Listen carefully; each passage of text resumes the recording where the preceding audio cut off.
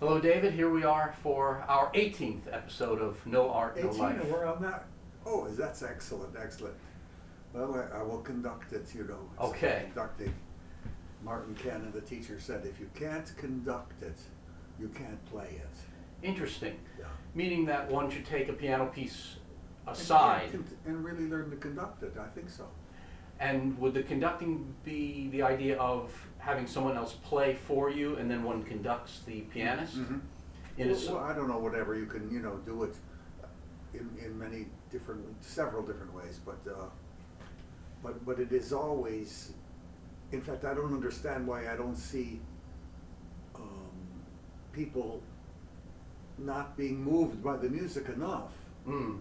That their body does not want to conduct it. That is what the conducting thing came from, the idea that the body just loved hearing that, and you wanted to know, oh, that's in 3/4 time. Okay, you'll do it that way, Because conducting is an amazingly intricate thing. If you are Pierre Boulez or Bernstein or someone who really knows how to conduct, Bruno Walter, but I don't think anyone really knows how to conduct much today. I mean, they open this, and I think you have to memorize that score too. But one of the things that makes it impossible for me to have been a conductor, which would have been such fun. You don't have to practice. Think of it. The piano the piano is a never-ending battle. And 5 weeks later, it crumbles. Well, here you are. You have a whole orchestra working for you, and they know more than you. Certainly their parts, and you're having all of this fun. You're wiggling, and you look at what Bernstein. I mean, it's just rhetorical madness. Just great stuff. And yet Liszt was so calm. They always called it the flamboyant man, but he was so calm. From what I've read, it doesn't seem he was ever beating time. No, I don't think he cared to do that. Yes. Why would he do that? He was there as a human energy system and a fabulous face that said, and maybe put his hand up. And that's how Wagner also conducted, and that all went down the same school until it finally, ended with Furtwängler. And you can always tell a good conductor from another. He may know the piece better than the other one, but if you see the man, now women, if you see them actually at home with the baton, or not having one, and their body feels right, it means, I think, that they know the piece a bit. But to me, it's a very mysterious thing, of which I could never have done, because I think you have to have perfect pitch to be a conductor. So if you don't have the perfect pitch, you will never really, succeed in that, because you're not hearing enough. I understand. Or properly in the way the French horn is playing that note or something. Those things also don't bother me. I'm not interested in if it's out of tune or not. It was very interesting that Liszt supposedly liked to play on out of tune pianos. They do too. Interesting. I have not read that in the lore. Yeah. Do you remember where that was cited? Oh, 3 or 4 places. I don't know right now. I can't. Because I've thought about that. What do you think, before I just offer my own petty experiences, what do you think attracted Liszt to the idea of playing on a piano that was out of tune? The same thing when Scriabin said, I wish I could have the notes inside the notes. They're only. It's so boring, the context that we hear music in. It's just those 12 tones, and we've wanted to hear them, in tune and so forth. And we know that mean tuning on strings are it's really expressive. Even when I hear a harpsichord, I don't hear the same kind of exactness of the equal tempered stuff. So Do you think that's because we Without have perfect pitch, yes, Yes. without my perfect pitch, Jack, Yeah. I'm able to love improvising Mhm. on an out-of-tune piano. I understand. Do you think that in a way reflects our anthropological ease? Should we be able to live in a time before equal temperament was imposed on us? Because it's an artificial construct. Yeah, I don't like it. So I know that sometimes when I was a student and the piano was really well prepared to be used for the recital and the tuner had just left minutes before, there's actually a sense I felt of a lack of ease because it seemed so shiny, and that I almost started to feel only more at rest when one feels some of the tuning wearing off. And I'm wondering if that's related to what you're talking about. I get frightened when a piano gets tuned because Yes. I'm not going to be able to do much with it, you know. In other words, there's something going on in my inner mind. Yeah. I can't figure out my own type of musicality, you see. It's not, I see. There's nothing to do with yours or someone else's, Yeah. or the conventional one. Yes. It's in tune, it's in tune. I don't care if it's in tune. Yes. I don't, it has a much more fragrance quality, more of a, the piano is an ugly instrument. Byron Janis, who I interviewed once, and I said to him, you know, what about the timbre of the piano? You know, he said, Toscanini kept saying, sing, sing, sing. I said, but you really can't sing on the piano. That's the problem with it. You can't really sing. And yes, he said, great phrase. It's as impersonal as a butler. Yes, I remember that from the interview, the Yeah. transcription of the interview. The book is Reflections from the Keyboard. Yes. 43 interviews. The last interviews were long ago with Kissin sitting right here, and about 8 others that I had not gotten in the first edition, the one you know. I Yes, don't know if you yeah. have the I don't have the newer one, no, I should Shermer get that. edition. I don't even think that it exists out there anymore, except, you know, how many that were printed. I haven't worked hard to keep my my books going the way they should have been. But unless in this society you have an agent that adores you, you're not going to go very far with keeping your books going or in print or whatever. And so now at least we can find a copy on Amazon if someone wanted to sell it for 20 cents. But it is a great book. It's a classic book of interviews. Stuart Isikoff, a good friend of mine, said that, you know, it's to him it's the great interview book. Yes, it is. In music. So I'm pumping myself up because if I read certain ones now, I would say, oh God, not very good. I wish I could do that again. Well, I've always told you that it has stood for me for all the decades that I've had it in parallel to the Paris Review interview. Yes, you said that, and that goes too far. The Paris Review are I don't think so, because I don't think anyone addressed the pianist in the respect that it wasn't rigidly just connected to the way a pianist thinks. There's always the notion yes. that it is extending metaphorically beyond, well, look at the title, that you have reflections from the keyboard. It implies that you have met the pianist away from the drudgery or the terror of sitting on the bench, and saying how those things metaphorically apply in all the other hours that a pianist has to live. Yeah. And of course the Paris Review is done by every different person with a different, you know. True, the view. interviewer is always a different person. These were all mine. Yes. And let's just say that I think I got the best I could have out of Horowitz or Rao. Remember, these people are not interested as much as literary people may be in being interviewed and saying what they wanted. If you notice, like a Saul Bellow, he would work for days and almost months on the fixing up of the interview the way he wanted it or expanded it.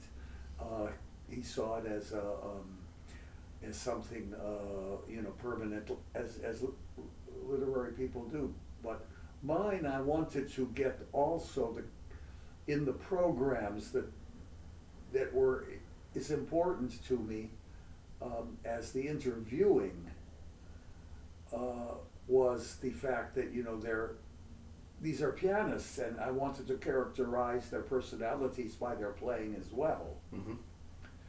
And there was one critic in Boston, the famous critic, I forget his name this minute, I guess not that famous, but he said, yes, Andromont talks the way he plays, and Mm-hmm. so talks, and of course I don't believe any of that either.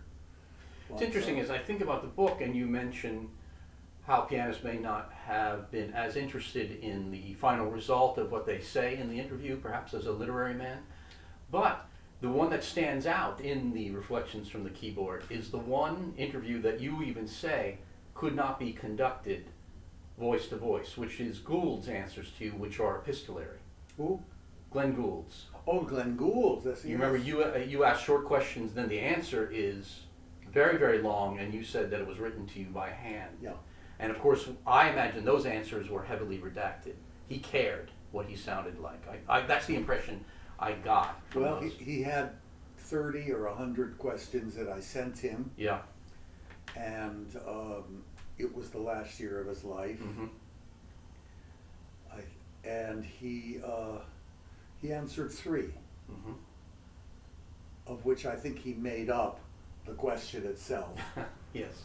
I don't remember, and I know that I had called him in around Memorial Day saying, Mr. Gould, you know, you have all of these questions, and my editor is starting to ask if you really will be in this, you know, and so forth. Of course I will, and I've answered 3, he said. Mm-hmm. And so I said to the person where I was at as a guest, Robert Silverman, who knew him well, and actually he would actually see Silverman. You know, he didn't see anyone. Mm-hmm. And so Silverman's, I said after the call, I said, oh, he's probably lying. He didn't Mm-hmm. really. Mm-hmm. That's what I would say. I said, yeah, I've done 3, you know. Yes. 3 from 30 or something. Yeah.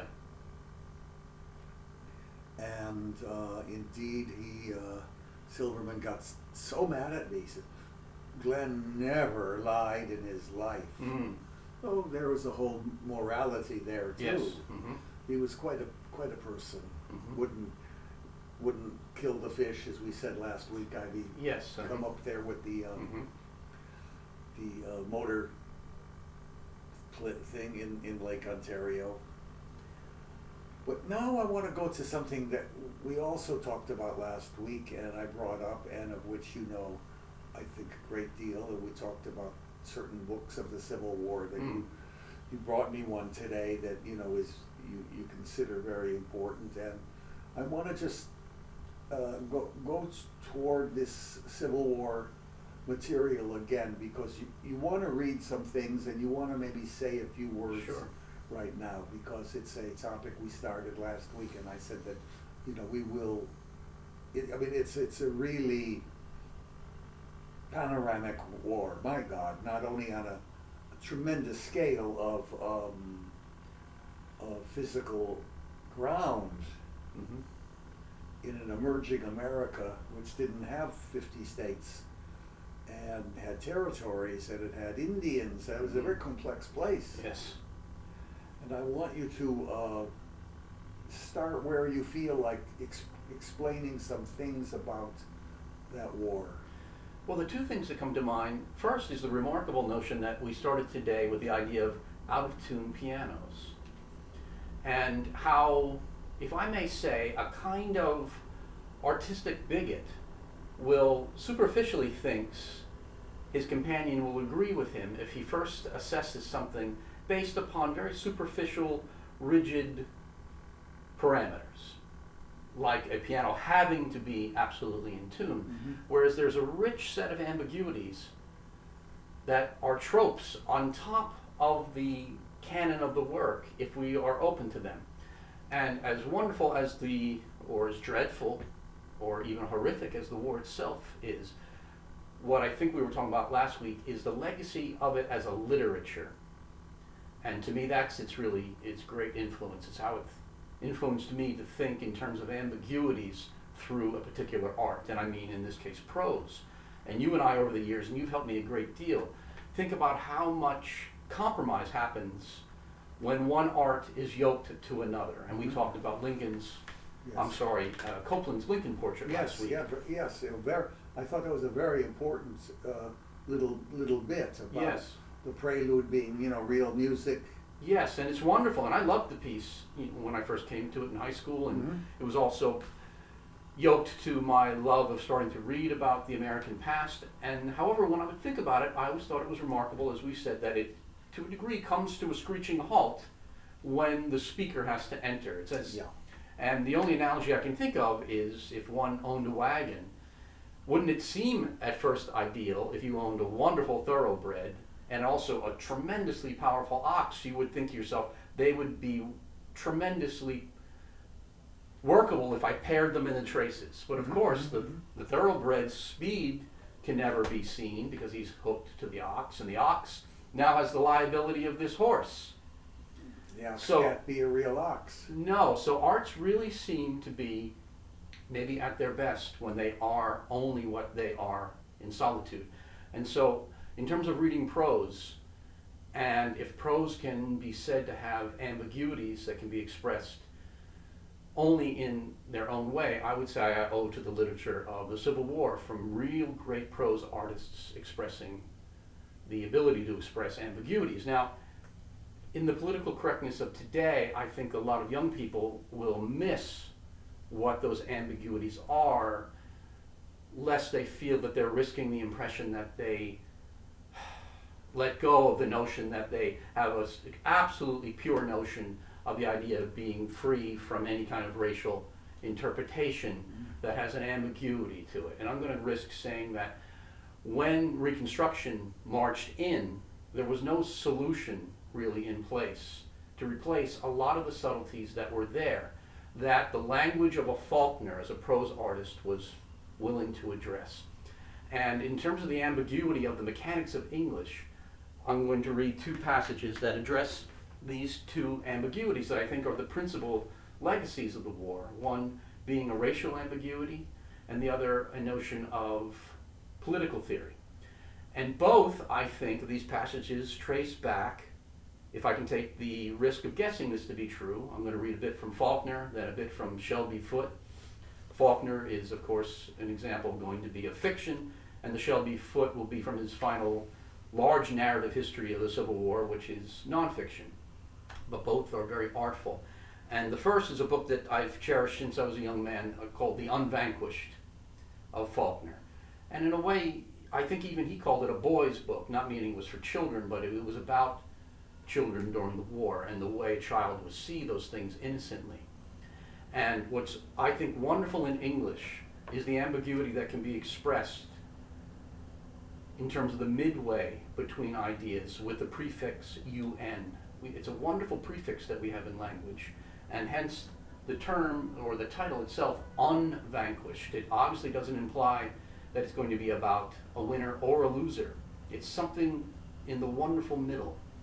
And so in terms of that middle ground, which I think Faulkner was courageous enough to constantly address, I think even in a time that he lived in that I think already would have submitted him to the questions of political correctness. Here are two young boys in the midst of the war in the South in Mississippi, one black, one white, and they're playing war in the dirt on a Mississippi plantation. And they are reenacting for themselves the idea of the siege of Vicksburg. And here's where I think the elevation of English, with American English mixed in, even with euphemisms that are considered now absolutely horrible, and I'll read them, but there's a music here that finally comes to its apotheosis in the end of the passage in terms of ambiguity, and again, as I say, as we talk today, using that prefix un for unvanquished. Unfinished. All right. The arrangement was that I would be General Pemberton twice in succession, and Ringo would be Grant. Then I would have to be Grant once, so Ringo could be General Pemberton, or he wouldn't play anymore. But now it was that urgent, even though Ringo was a nigger too, because Ringo and I had been born in the same month and had both been fed at the same breast and had slept together and eaten together for so long that Ringo called Granny, Granny, just like I did, until maybe he wasn't a nigger anymore. Maybe I wasn't a white boy anymore. The two of us neither, not even people any longer. The two supreme, undefeated, like two moths, two feathers riding above a hurricane. So the ambiguity of that relationship, which is in a sense beyond race, he's implying a kind of spiritual impression that's shared between people, that the circumstances apparently could create to a degree, where it's not even in a sense that there's a distinguishing factor between them, even though there's the ultimate distinguishing factor between them. So, Oh, it's an extraordinary passage. It's You want to read it again? I will. Yes, I think so. I think, it's, Again, the notion of Pemberton and Grant has to... he doesn't yet know, of course, Faulkner does not yet know that, you don't use that word anymore. Well, But this is he written still, in... he still would. wouldn't he? This is in 1938. Yeah. And I think the word in this case is absolutely used consciously, knowing the risk of its invocation. And I think it's necessary in this case, because what he's going to Of course it indicate is, of course. is that all right, we talked today about the idea of well-tempered tuning. And what he's saying at first, by invoking the word at first, is that rigidity that both you and I feel is psychologically disturbing when we encounter a piano that has just been tuned. So he moves, so to speak, from white key to rigidly tuned black key, as if he's saying, I even have a hard time saying it, but nigger and white, and then lets through the beauty of the passage, lets the piano go out of tune into that true kind of American dream of understanding that could have been planted there, lest, of course, for the sin of slavery, and yet, of course, the replacement that's coming its way with the Yankee Army and the succeeding notion of Reconstruction doesn't have an answer to replace this beautiful childlike understanding and confusion that comes up in this passage. And again, it's the two boys are playing war in the dirt about the siege of Vicksburg. And it is, again, this. The arrangement was that I would be General Pemberton twice in succession, and Ringo would be Grant. Then I would have to be Grant once, so Ringo could be General Pemberton, or he wouldn't play anymore. But now it was that urgent, even though Ringo was a nigger too, because Ringo and I had been born in the same month and had both fed at the same breast and had slept together and eaten together for so long that Ringo called Granny, Granny, just like I did, until maybe he wasn't a nigger anymore, or maybe I wasn't a white boy anymore. The two of us neither, not even people any longer. The two supreme, undefeated, like two moths, two feathers riding above a hurricane. So I think that's the music of Faulkner that only prose can express, and if it were to have been yoked to anything else except the mind reading prose in silence, as I remember the unbelievable I'm so joy. glad you read it again, because you see the remarkable quality of this. The chance taking, the evocative atmosphere, the floating of, almost like a Schubertian melody above Yes. one of those bittersweet harmonies. And most of all, the non-race or the non-people. Right, it starts from the most ugliest of diatribes, and in a sense, with a wonderful alembic, a kind of boiling the thing down to its essence, becomes not two things, but somehow by alchemy into this one golden thing. And it's beautiful in its language. And again, I don't mean to say that he presumed that it was leading to something that could be preserved. It's between children at that moment.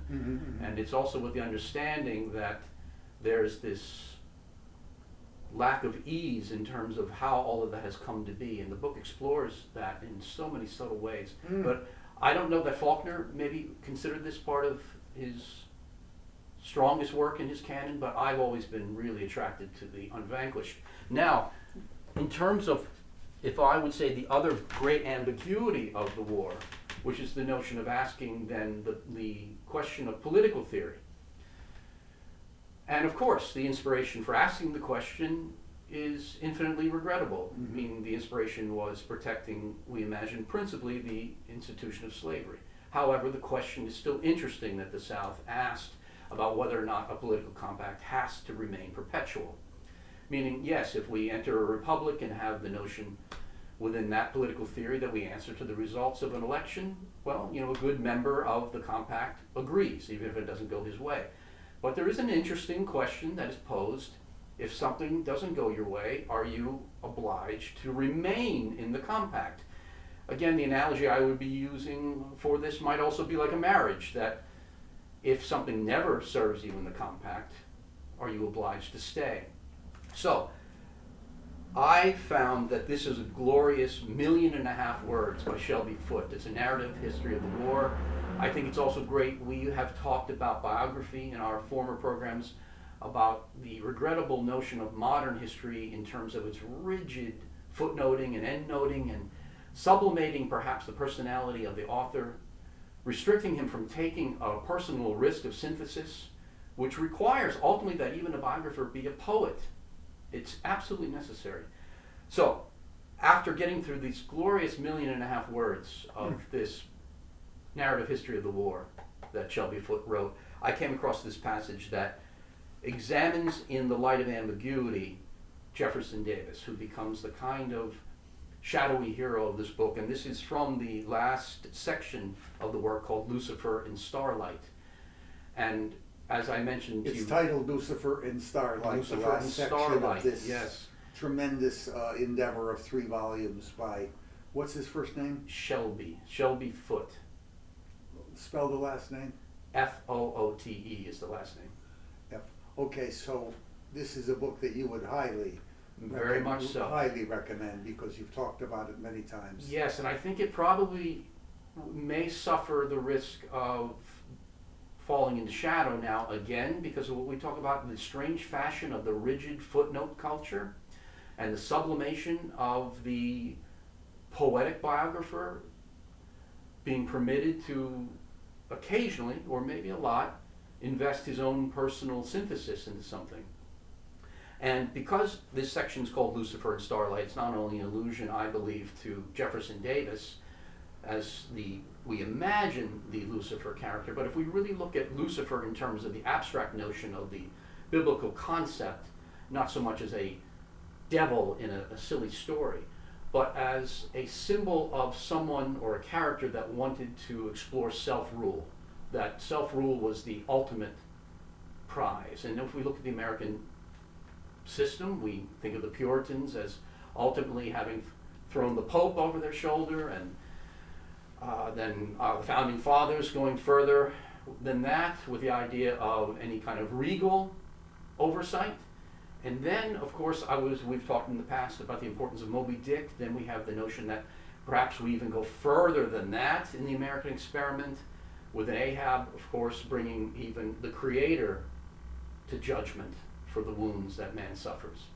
So I think the idea of Lucifer in Starlight, placing Jefferson Davis in the notion of asking the question of self-rule, however, again, questionable the inspiration for the question was in terms of the heritage of the South in terms of slavery. And here is, I think, another beautiful prose passage, in this case, again, nonfiction, that I believe is referencing the prefix UN as Faulkner uses it in terms of the beautiful ambiguity. I wouldn't be surprised if we could bring back Shelby Foote from the other side, that he might concede that Faulkner is the inspiration for this passage. Okay, so this is in summary of Davis after the war. Still, no amount of adulation, North or South, could temper the former president's resolution not to ask for pardon.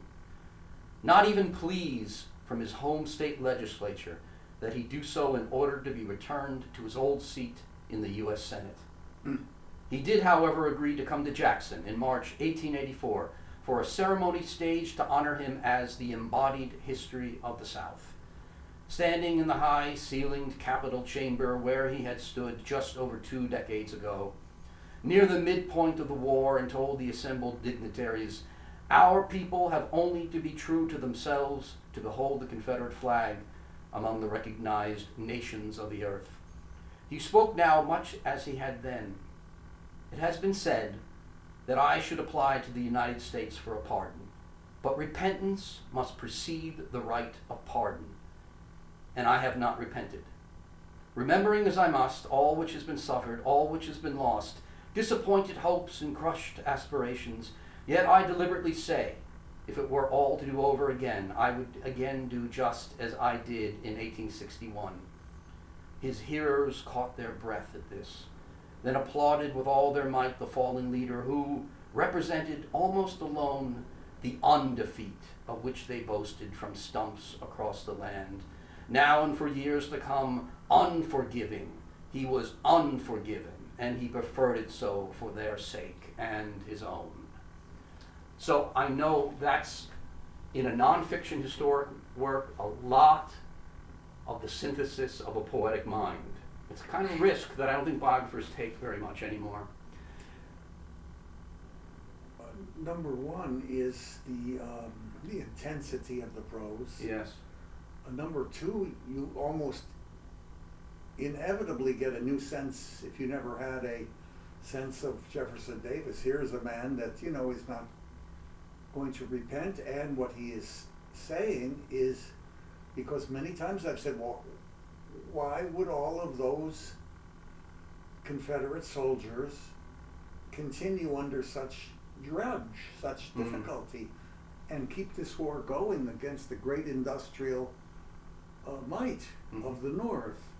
And they truly, whatever it was, they believed in, from was it slavery to some sort of divine earth.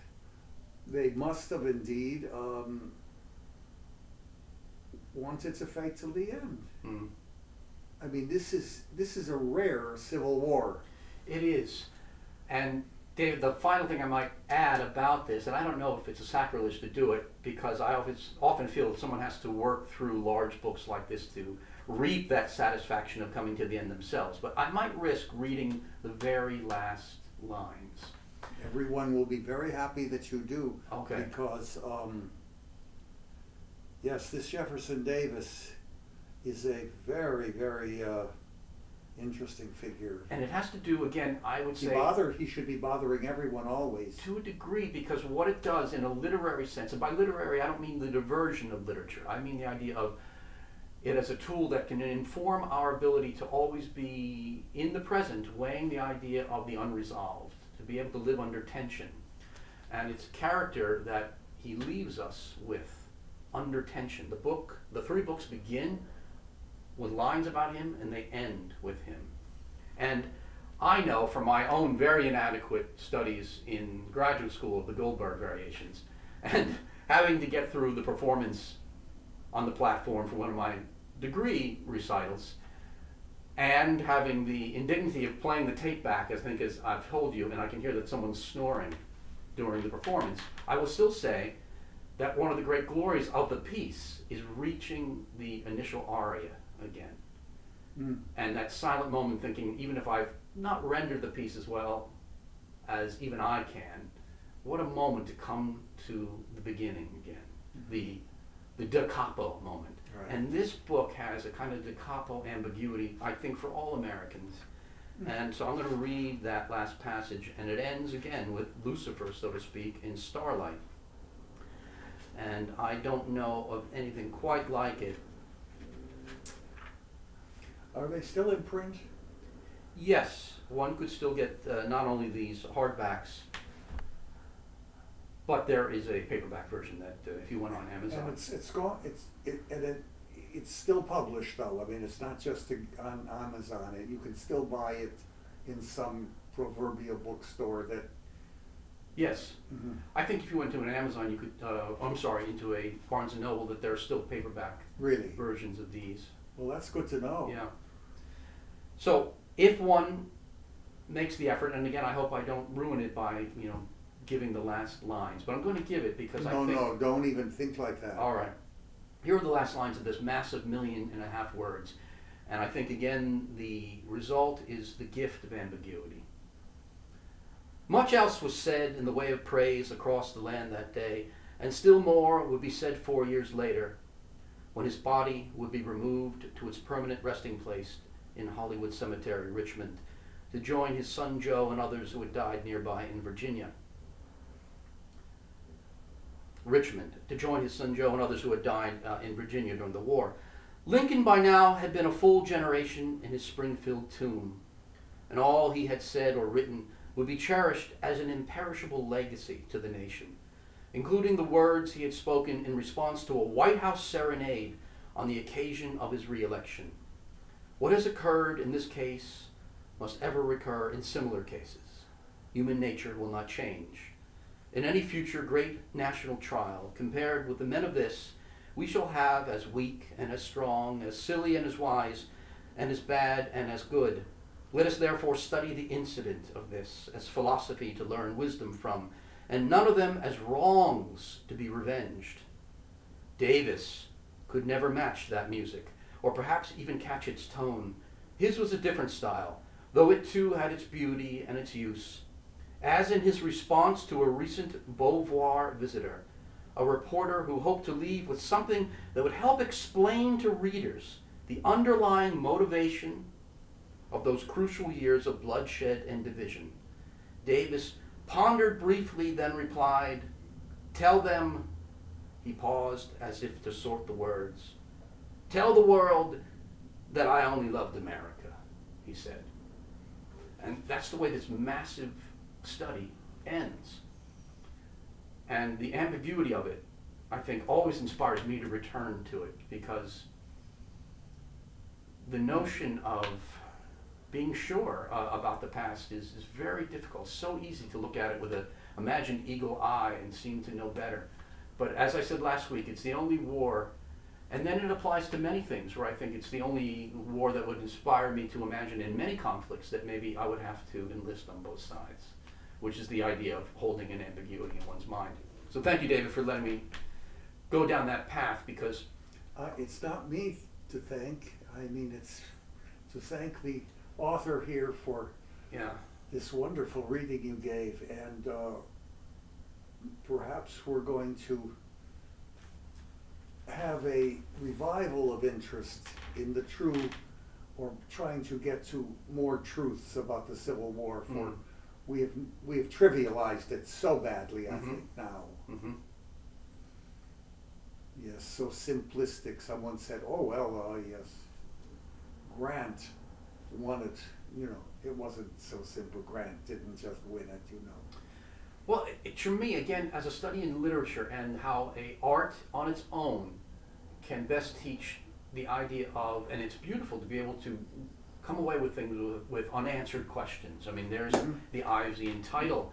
And what does Ives do, of course, in that great piece, but have this wonderful droning, and I would say droning not as a diatribe, but as a kind of praise of that C major drone he has, and then all of those wonderful speculative things on the top, and yet leaves you with no answer of reconciling these two unreconcilable things, hence an unanswered question. And to me, that's what all of those things in youth helped me, and I would say then in its own respective way, that's what sonata form does, in the wonderful way of having a tonic and then some opposing key, and the sense that we are left with that seemingly irreconcilable stress, and it's the composer's responsibility to leap in like a great poet-author and say, well, I will venture how this thing that is 7.5 steps apart can somehow be synthesized into an alchemy and leave you feeling that there's some chance that the irreconcilable can be reconciled. So I think in a way that there's a kind of almost Beethoven-like music in that, not in the analogy that a Copland attempted to unite music to prose, but in the idea that they are after a similar reconciliation of stress. Mm-hmm. Yes, I think that Copland understood that Beethoven could possibly have done it, Yeah. put together those two things to, but Copland himself, genius that he was, could not. It was too big for him. And so what happens is you just have a narrator really with, as you say, some Yes. swipes of music here and there. The thing that always amazes me badly about the Civil War is the immensity of the killing. Mm. Something like what, 650,000 were? I think that's a pretty close number, yes. On this soil right here. Yes. Mm-hmm. And we are living in a moment that we so glibly talk about another civil war, Mm. but we are such a divided nation again. But if it happens, there will be a word that I've always loved missing from any of the action, and that will be gallantry. Yes. It'll be I agree. never again to have the kind of gallantry that must have been exhibited between cousins or whatever. It's wonderful that you say that, David, because these works in particular, especially the Shelby Foote, he takes a lot of time to point out moments like that, where code, flair, if you will, and I don't mean to use that flippantly, we talk about that word a lot, was just as important in a moment of absolute grim strife as the execution of the mission. Sometimes it would supersede that, down to very subtle gestures of, the tipping of a hat or the extending of a drink from a flask to a man. Yes. Yeah. Even to the last moments where Grant and Lee are together. Yes. They're all. It's very, very touching stuff. Yes. Because they still had history with them. Yes. They still had a nation behind them that in their mind could come together somehow, eventually, and would have to, has not yet, and that they had the tradition of an American War of Independence that lived for not both 200 years ago, yes, but was, yeah. They had possible relatives that had been Yes. old still. Yes. There was the great Jeffersonian ideals. There was a nation that was flexing its muscles as it buys from Napoleon in 1803 or 4. The Louisiana Purchase, certainly the greatest real estate deal of all time. Yes. It's bigger than Alaska. It is, I think. Yeah. Yes, by far. Yeah, by far.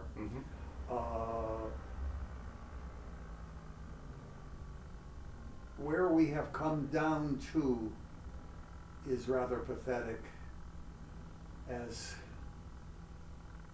men and women now are dreaming basically impossible dreams of leaving us, leaving it all here because they're not happy with where everything is going. Well, I think in part that comes back to the theme of our program, no art, no life. Because I don't know, and then Lincoln says it himself in the end, that there is ultimately no answers to the divisions in the human heart, but what is there is the ability to teach the individual to grapple with the irreconcilable, and that can only come from working with the greatest examples from art. Yeah. No art, no life. I want you to subscribe to this channel, and I want you to listen every week if you can, because I think this is one of the few places you can get certain kinds of flavor and information that has been dissolving. The young, if you talk to them, are just surprisingly ignorant of everything. When you were reading from the Faulkner, and his name was Ringo, right? Yes, I believe it's the slave boy's name is Ringo, Yes, and I think it's short in the novel for Marengo. Marengo. Yes, Anyway, of course, Faulkner didn't live to see the the only Ringo that anyone ever has heard of, Oh, yes. Ringo the Star. It's funny you mentioned that because I must say, without trying to sound elitist, anytime I hear the name Ringo, I only think of this character. Yeah, yeah. Hmm. I don't like that word elitist anymore tossed Yeah. around without the aura of sacredness around it. Yes. Please, please. It's a very wonderful word. It's a word of aspiration. You have to become an elitist. An elitist is an aristocrat. This is not political. Hmm. It's much more. An aristocrat is something of the spirit. Mm. A Democrat? What are we speaking of? A Republican? A libertarian? An ism? Yes. An aristocrat isn't an ism. It's a form of looking at life in its flair, in its adventure, in its goodness, and in its evil. Mm. I don't like the word evil. It scares me, actually. Mhm. It scares me. So I think that we should now halt on our Civil War and go for a few minutes on another topic. What do you think we should talk about? I don't care. Well, it doesn't mean a thing to Our me. topic from last It's- week did suggest another topic to me, Oh. and I wanted to ask you and your vast knowledge of the literature Oh, of yeah. the piano, because we were talking about, to a degree, music that tries to yoke itself to the spoken word. And when I left last week, I was thinking of the piece of Richard Strauss called Enoch Arden. And there's that wonderful recording with Claude Rains and Glenn Gould, where they... Oh, I don't know that. You mean the Tennyson poem? Yes, Mm-hmm. which is I think would be characterized to a degree as a kind of parlor poem, where the music has a very... Claude Rains with Glenn with Gould. Glenn Gould. Well, we know that Glenn Gould certainly loved Richard Strauss. And Yes. recorded songs and did he record the sonata? No, he did not. I think record the sonata. Yes, he did. He did record the Yeah. B minor sonata, huh? Yes, Oh yes. yes. That wonderful scherzo movement. With that very early opus number, right? Yes. Yes, that's it. Hmm. Very early. He was And that just beautiful 16 slow movement. Yes, 17 years old. This Strauss, by the way, bothers me. He's certainly canonic, and if you actually look at the amount of pieces that are played, he's played more, and has more pieces from Tell Eulenspiegel to Heldenleben, of which I hadn't heard for many years. Yeah.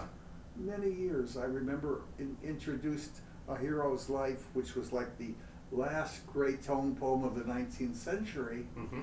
I think 1899, and my goodness, this guy Strauss, if he's not, or thinks of himself as Richard II, meaning Wagner being Yes, first, yes. I'm telling you, this man gets around far more than anyone. From 1948, as late as the Four Last Songs, to the Sonata of Teen Years. Yes. And I didn't realize we were going to talk about this piece, Enoch Arden, and you can continue on that. I don't know a thing about it. I don't know the poem of Tennyson. Just knew that it's been played here and there, and it's a long thing. It's a long poem, and the piano part is somewhat ambitious. I don't know that I've ever seen a performance of it. I just thought it was remarkable, the pairing of Claude Rains and Glenn Gould. I love Claude Rains. Yes. My goodness. Again, what a speaking voice. What a voice! What a character actor! What style! Well, yes. It's, What flair! So- Back to that great word. So, David, are there other examples of the spoken word in the literature of art music? And as we try to examine that notion of the risk that composers take time and time again of trying to yoke one art to another. And that's the one that leaped to mind, because it would have been the only one I thought maybe at one point I could have. Was it successful? Is Enoch Arden successful? I think if I were to go back and listen to it, part of its success was the flair or glamour of both respective performers, in my own sense of my admiration for them. So I would think the real test would be for me to go and read the poem now in solitude, and then see what happens if I put the record on again. What has happened to Tennyson? his place is wavering here and there. You know, he was such a huge monument in Victorian society. Why do you think he would I don't know. waver? I have no idea. I mean, I think that the things that I have read are not superficial, but very No. deep and very wonderful. I remember steeping myself in his Ulysses many times and being genuinely moved by it. And I don't see how the temperament of the time could in any way seem dated to cause him to fade. He had, of course, one of those wonderful Victorian beards Yes, that they all did. They all looked like Darwin, or Darwin all looked They like did. Dennis. They all were. yes. They had a great time with that. I don't know why they liked those beards, but I liked it well enough. The famous photograph of Tennyson, and I did a drawing of him many years ago, Mhm. and the black ink turned brown, Mm-hmm. which and now I like it much more. It's not just great fun. I always try to, if I'm practicing, let's say, for a recording that I once made of Khachaturian, and I said, oh God, I can't take this music anymore. Mm-hmm. I'm never going to record it. And I said, okay, there's only one way I'll get through this. And I painted the portrait of Khachaturian. And then it renewed your ability Yes, to yes, it did. I looked at it all the time. I said, yeah, that's a good cartoonish like Mm-hmm. um, oil painting of him, and it was many, many years ago. And now I realize I would have never been able to survive all those little pieces with the minor seconds and major sevenths and so forth. That's a fascinating idea. So that's where I do believe the arts can complement each other, not in the result, but in something in the artist's mind in terms of unlocking. Yes, yes. I mean, if I have this talent, why not use it if it Yeah. starts coming to me? If I have the YouTube, Mhm. and I have Ein Heldenleben in my mind of Richard Strauss, why not give my ears that great sensation of, Yes. especially beautiful as that marvelous violinism of the mate, his helpmate, Mm-hmm. in one of those movements. It's a great piece of music, and I am, once again, everyone is worried always about his Nazi affiliations and so forth. I don't know anything about the fact that he was probably not wanting to leave Germany, and he wanted to stay in his villa in Garmarsch, and he knew that Hitler couldn't touch him. Mm-hmm. He was, I think, one of the few that he really couldn't touch. Mm-hmm. Strauss was that big. But Strauss the man was not big. Okay. He was always at the mercy of a dominant wife. And always he was worried about the next paycheck. Is the commission bigger? Was he married one time? Yes, I think so, Okay. one time. And it's a really not a very pleasant relationship. He certainly had no a hero's life. Maybe it certainly was a biography of his, but he was certainly not a man who had any power over Okay. his situation. So he was genuinely not a hero at home. He was not a hero at home, just Okay. as I say of every man. Yeah. And Now- as for women, I don't know what they are. They live a life much more complex Yes. than men. They have to. They have no choice. Mm. Now, David, can we go back to the moment where you felt that rendering a drawing of Khachaturian released something in your mind to allow you to return to the music? This is going down a different path than Mhm. what we've dismissed as unrealizable, which is the fusion in a presentation of the two arts. But you're talking about something within your own mind that was released to allow you to go back to the purity of the music. Can you describe what you think happened? Well, I did visualize his large features, Mhm. his big face in front of me, and so this wasn't going to be a drawing. I remember getting the paints ready. I was practicing that day. the sonata, Mhm. and if you can continue talking, because Yes. for some strange reason this came out of something. I actually have this cartoonish type painting of Khachaturian, and Okay. it's an actual example of a man saying, I'm defeated. I don't know that I will be able to make this recording. I don't, and it's not that the music doesn't have, you know, an effectiveness or an Armenian quality. I had a review from someone that said David Duvall must be Armenian, all of these cliches, Yes. you know. But let me get this. Can you hold Okay. on? I think we can. Keep talking. I will. So David, you're going to get a drawing, if I understand it, of Khachaturian, A painting. a painting of Khachaturian. So it's funny for those who are watching, I am seeing David move toward his piano and now returning with the painting itself. And I can see it now. The rest of Everyone you. that knows Khachaturian's Yes. face will know it. Yes. I don't know that this was copied even. Okay. It could have been, you know, All right. but here he is. Yes. Mhm. And it's of its type of portrait, Mhm. quite interesting. I think it's really strong. Do we know what year you did this? I did this way before you were born. Okay. Looks like you wrote something in the back. I think you're being generous. I was already with us in 1975. Yeah, that's when I was practicing all Okay. of this. Think of it. So- Yeah. Well, look at the guy. You can really you really can feel the paint. Mm-hmm. I love the blue here. The eyes. There's not one feature that's real. Mm. He had a bigger, broader nose. Mm-hmm. Put it together, Mm-hmm. and I think this is Khachaturian. Mm-hmm. Now that brings me then to ask this.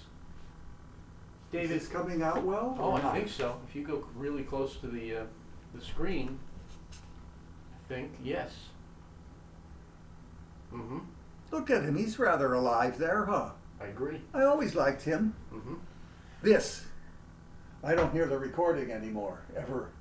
But you recall the synthesis within your own inner poetry that you perhaps finally felt was the best result of studying him, which rendered a face that was an interpretation. Yeah. Mm-hmm. I remember getting up. Mm-hmm. I remember being alone, which is so important to Mm. creation. Mm-hmm. I'm practicing away, and I do have to go to California to make this recording. Mm-hmm. For at that time it was, I don't think they exist anymore, Genesis Records. I never put it on CD. Mm-hmm.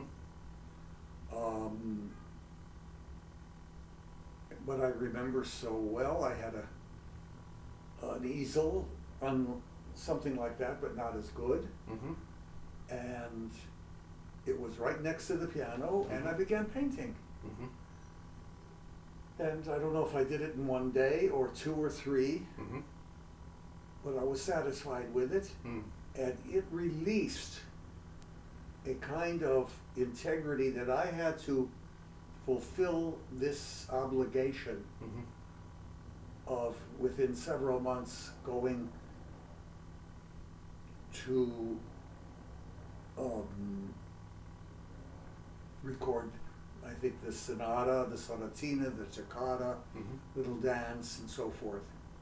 And every once in a while, I do get a little yearning for those minor sevenths. And so I play through a little dance from 1927 or so, very early piece by him, and I like those sounds again, Mm. but in that little condensed 1.5 minutes.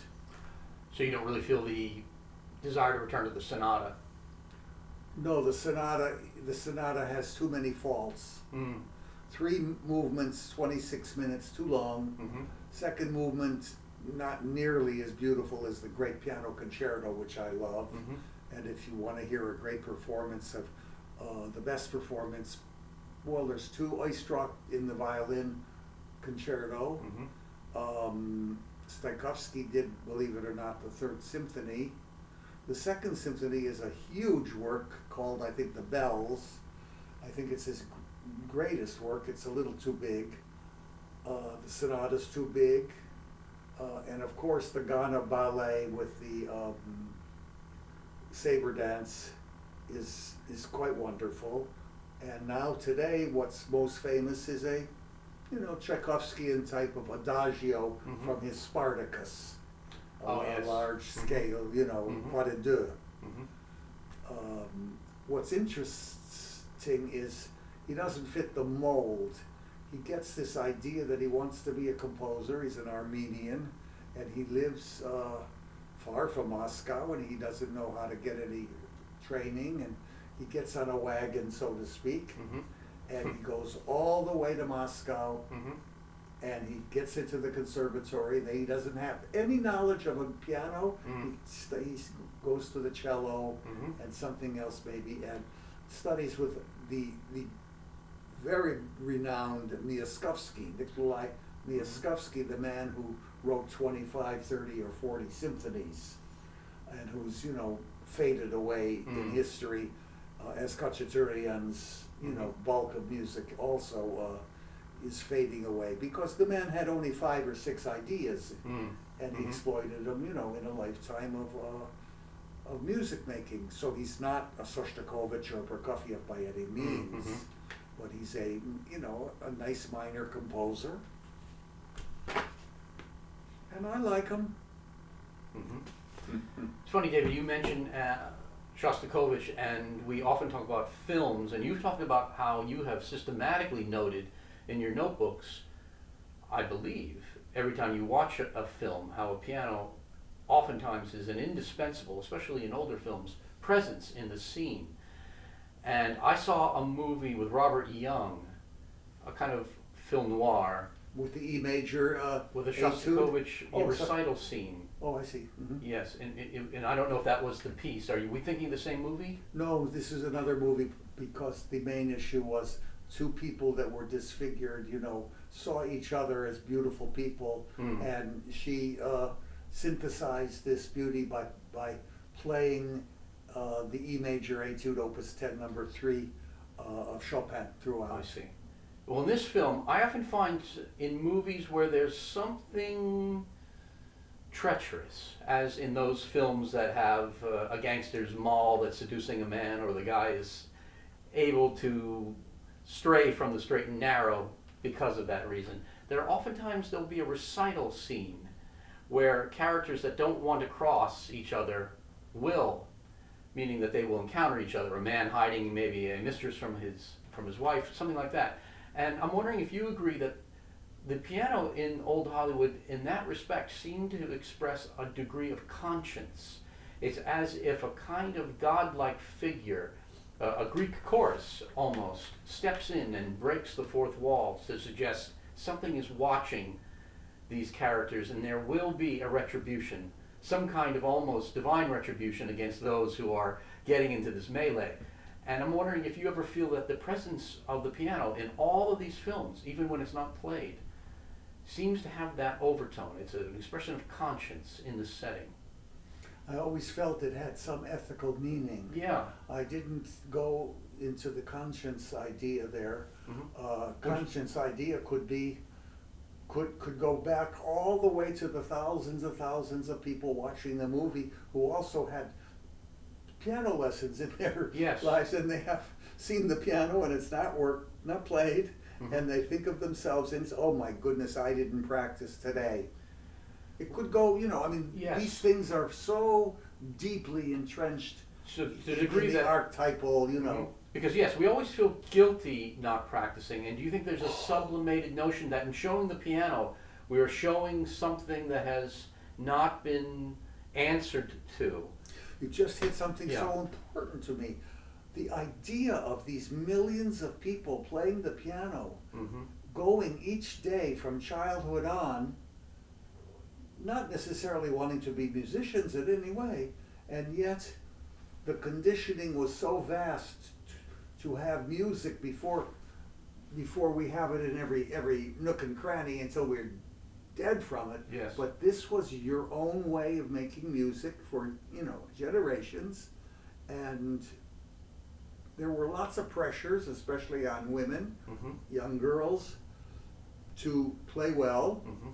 or adequately. And piano teaching was a very specialized thing. I mean, and you respected this person who could possibly have known very little, Mm-hmm. for they were everywhere in America as well as in Europe. There were thousands of registered piano teachers in Paris, Mhm. mid-century, 19th century. But the idea of a mass worldwide guilt, Yes. where if you don't go to the piano, you haven't been a good boy or girl, Mm-hmm. or you haven't been in the bourgeois Parisian life of the middle class, where everyone was buying these songs by Mm-hmm. Gounod and Mhm. you name the composer. Mm-hmm. They all wrote songs for the marketplace, and the men could sing them, and they played the Mhm. piano, and it was not a big distinction. It was a necessary one. So it becomes a tremendous Puritan symbol, and I mean a kind of universal Puritanism. It's remarkable. In fact, I'm sure you've meditated this. In a world where people don't ever get introduced to the piano, their hands never know what it is to feel in practice. So a pianist who is known at one time when they really feel in practice and maybe feel a little bit invincible, meaning at their best for a while, to have that pass and to feel one's hand become mortal, that's a strange, again, as you say, to play upon the conscience all the time. And what a theme to explore. And I think maybe that's the reason that pianos appear in so No many of other these- instrument. Yes. No, you don't see trombones. Mm-hmm. Note also, Beethoven didn't write 32 sonatas for French Right. horn. But yeah, you don't see any other instrument, not even a mainstay of the Hollywood stage, so to speak, the singing Yes. or the dancing, but this inert object. Mm-hmm. If it's Judy Garland with Fred Astaire, I Love a Piano. Yes. Oh, there's thousands of examples that we could examine. Thousands. It's sociologically something I wish I could understand. Well, it's certainly worth exploring. And of course, we've talked in our own private conversations about how there's even a factor as to whether or not the fall board is open or closed in the scene. And I think the reason it's open so often is that it has to be that sublimated universal Puritanism, saying that these characters are getting distracted by the superficial and they're going to have a fall. That if they were putting their nose to the grindstone, none of these things would happen. What is the old Pascal generalization that, the only problems that mankind ever suffers is from his inability to sit in a room by himself and do nothing? Well, the next best step would also be to sit in a room by himself, even when he's not inspired, and practice his czerny. Even if not for the sake of playing the czerny well, but by being engaged with the resistant material that the piano provides. It's always resetting itself. So are other movies leaping to your mind where the piano seems, even though again we agree there are thousands of them, where as an inert object, as you say, it's really an important thing in the scene? Every time I see a movie, sometimes they're about the piano, or sometimes they're about, the piano as a tragic instrument within, the tragedy of Poland in the war. The pianist made a great sensation and made a star out of this fellow, and brought back to life a pianist that was still alive, that actually came from his memoir. And the main issue of this playing in there was he did a little Chopin G minor ballade for the Nazi, and a little bit of the Goldberg variations. But the main issue, when the radio station was bombed by the Nazis in '39, he was playing the posthumous C-sharp minor nocturne, and that became rather a hit for a little while, meaning it must have sold 10 people's, bought it. or a lot of people bought the music and started trying to play it. Yes. And it was possible for people to play it because it wasn't that difficult, so they could possibly bring it back. That was a type of movie. Then we have, of course, the romantic movie, the Rhapsody, for instance, Elizabeth Taylor and Vittorio Gassman, and she's an American going to a conservatory, but she's in love with the violinist, and and they end up both playing good little bits of the Tchaikovsky violin concerto, and of the lots of little moments of perpetual motion, even of Weber. Yes. With the metronome, see, things like that, metronome, and she's the prize. She's the beautiful woman that the pianist or the violinist is going to get. Yes. Now, how many pianists or violinists begin their career as a womanizer by learning the violin or the piano? Yes. These are the two great romantic instruments, with the cello coming far below. You make me think of the movie Humoresque with Joan Crawford and John Garfield. And then, of course, I'm thinking of the party sequence with Oscar Levant, where not only is the piano sitting there all the time, again as a presence of conscience, even amongst the affluent in that scene, meaning they can't escape the conscience materiality that the piano represents, even if it's a really fine piano. It doesn't matter the quality of the piano. It can be a simple upright in a very simple homespun kind of film, or it can be a very elegant, which we imagine is a very fine, maybe 7-foot Steinway in this apartment. And then it allows the person who often is sitting at that piano to have a kind of supernatural extension of that conscience. And Oscar Levant always had that, to me, that kind of role. Yes, in a sense, he's delivering wisecracks, but he has that kind of outsider quality where he's looking at the scene. He's often trying to seduce the girl at the piano. In fact, he's doing that in that scene. Yes, I know that scene. Yes, I think he does the Black Key Etude. He does Black Key Etude, yes. He does some of the preludes of Gershwin in that sequence, and there's a girl that he tells some kind of funny remark to, and she's somewhat indifferent to him. Very indifferent, yeah. But at the same time, I feel he's watching what is playing out morally, even if he's not above the morality or himself or us. He's still there as a kind of supernatural venue of judgment. So true, and I think he's also at all times using the acting and infusing the synthesis here because he himself is so desperately nervous. Yeah.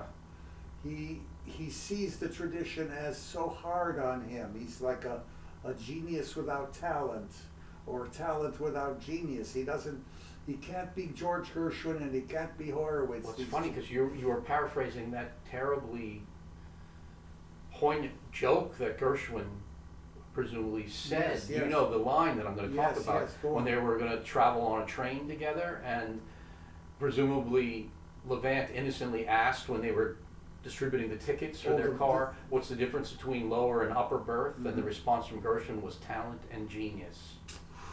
And of course, how could you not personalize that remark between the two? No one could be more talented than Oscar Levant, but he doesn't have whatever that divine lightning bolt that is between Gershwin's.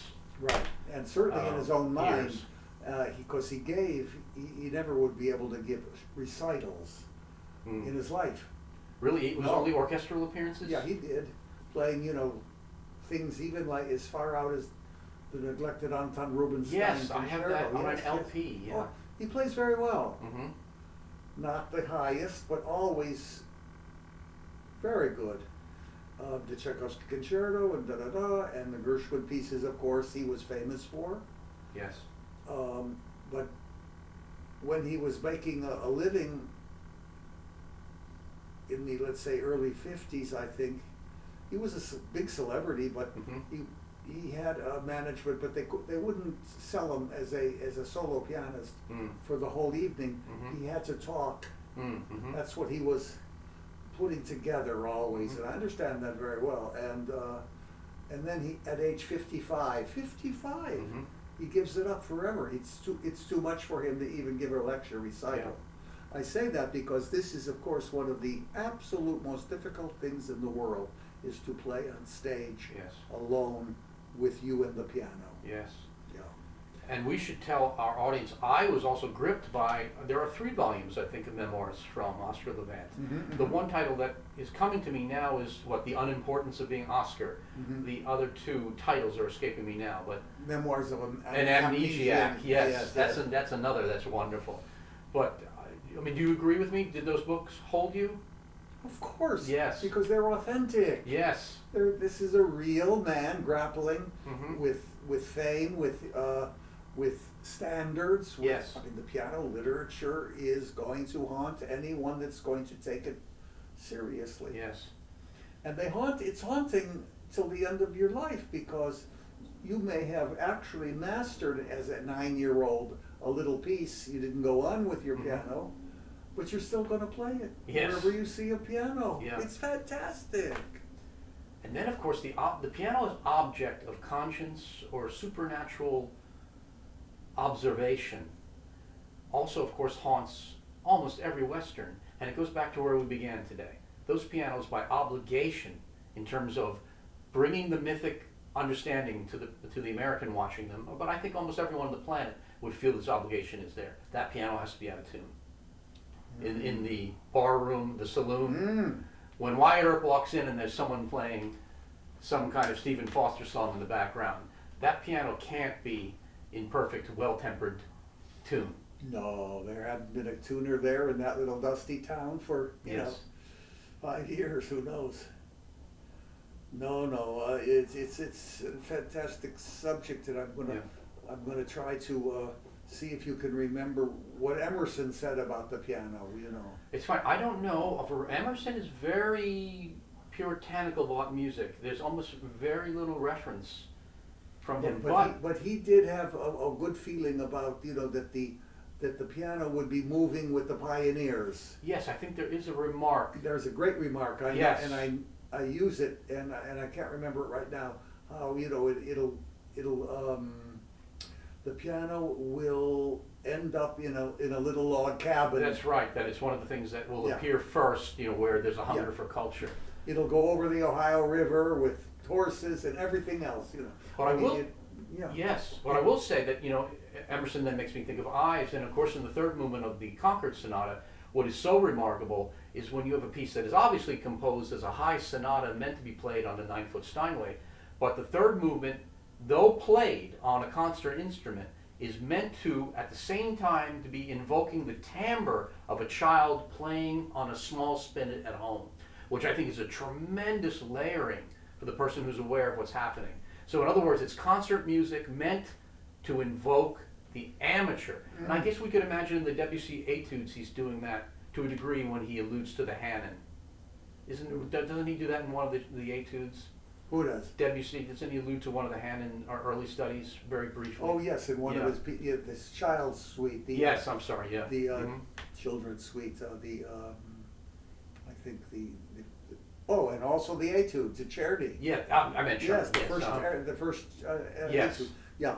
Oh, it's so many depths, so many depths. Right. So that when one has art music that at the same time, on an artful level, is alluding to the amateur's utterance, I think that's a rare kind of thing. That maybe only music, since we were talking about how the arts cannot be yoked, I don't know if the other arts can do that, where music can. It can, on its highest level, also invoke in an artful depiction what a amateur does when they first utter themselves in that idiom. And also in vulgar music, you know. Yes. For stage and so forth. Yes. The British theater of the music The hall of the music hall 19th tradition, century. sure, all those, yes. Those must have had some very high moments like that. Of that. Yes. I would say that it's a subject, talking about Claude Rains, the wonderful moment where he's the piano teacher in Betty Davis is playing the Appassionata. Oh my gosh, we could talk tension. about the movie Deception. What a movie. Oh, the movie Deception is amazing. Isn't that something? That is amazing. Also, I mean, we could spend 3 hours on that. How about how Korngold moves from the omniscient composer into the action, because the composition that's being played by the Paul Henri character is In the by cello, yeah. for cello is by Korngold, but it seems to come from the action because Claude Rains' character is the composer, and the music that hence is coming from the source starts to be alluded to by the omniscient mind writing the score. So it exists on both sides of the screen. And if you watch the film again, too, what's remarkable is the score will line up. And frankly, David, I've known you for many years now, and you and I have a shared trait. The ringing of a phone can make us jolt. And in that movie, the secret that Bette Davis is trying to keep, she's always afraid that it's going to be released by coming over the phone. And the score will move up over and over again to the ringing of a telephone. So again, the composer moves in and out of the action as if he's moving from the pit to the stage in such a way that I must say I've never seen a movie like it. And you're right, the scene with the Appassionata where Claude Rains breaks the glass. Oh my God, are you all right? She the way she reacts to him as the piano teacher. Yes. Oh, and he, of course, in love with her. Well, you know what he says. What? I must say, I've always been waiting to say it to a woman. He says something to this effect. That startled by the sight of blood, but cold in the sight of a mortal wound. I always thought, one day I will live. I don't want to live to have to say it, but wow, wouldn't it be a chance to say to a woman that did you wrong, to be able to say it with Claude Rains' elocution. Oh, would he love to know you would do it? Yes, I love the scene. What a movie. There's a whole wonderful article that you could write discussing what you just did. Okay. And putting it into something that everyone can understand for sure. Okay. Because Well, thank you. that movie, that apartment even, you know. The apartment, the way, I've even watched the movie enough to try to grapple with its reality, and I don't know that they even construct it to reflect a layout of reality, because the camera can move through it in a phantasmagoric way, and yet, of course, it's absolutely important because we know, in a sense, that the secret she's keeping is that she's a kept woman, and that the apartment can only be so grand, and in fact, Paul Henri's character, her innocent, true lover from the past, one of the first things that he cites as evidence that she may be a kept woman is he slaps his hands on the piano and says, "And the finest piano in the world. How could a starving artist own this piano?" So there it is again, the piano as an indicator of so many things. Oh, it's amazing, Yeah. amazing. Yeah. Well, you know, we've been talking Yes. about the piano in private life, in domestic life, Mhm. in movies. Mm. It's so strong within the consciousness of the human race, and I believe that the movies of Russia or anywhere else would have the same amount. It Yes. seems to have a pull that of significance that must survive, even if this is the only strand of culture left within the culture. Yes. Mm-hmm. Anyway, please write us. Tell us, you know, anything of your own ideas. If we are coming through, sometimes we are a little recondite, you know, and enigmatic, because many people just haven't seen the movie Deception. Deception, wonderful movie. I think it's 1946. Yeah, and they're talking about, you know, Hollywood was no good. Well, now it is no good. There is no such thing. Yeah. But this is a very, very in-depth work with three great Yes. stars, actor stars, Claude Rains, Bette Davis, and the great Paul Henri. Henry, what is it? I'm not quite sure how to say his name. Paul Henry, I think. Okay, yes. And I heard that the great pianist Shura Cherkassky was playing the piano part in the Appassionata. I didn't know that. I know that Korngold, however, taught Bette Davis to ape the choreography. And it's clear she's not executing the sound that we hear, but she does a pretty good job of paralleling the movements, because usually that they cut away so that we don't see that. And of course, what was her name? The great, oh my goodness, come on, not, you know, right, she rivaled Betty Davis in fame. Hepburn, Katharine Hepburn playing the Carnival in the biopic of Schumann. All right, and Paul Henri's in that movie too, I think. Yeah. Yes. Oh yes, he was Schumann. Yes, yeah. Yes, okay. Well, they attempted lots of things Yes. that wouldn't even be understood today. Why? No, because even if the verisimilitude isn't there, they get closer to the flair that the actuality represented. Yeah, you needed the flair. Yes.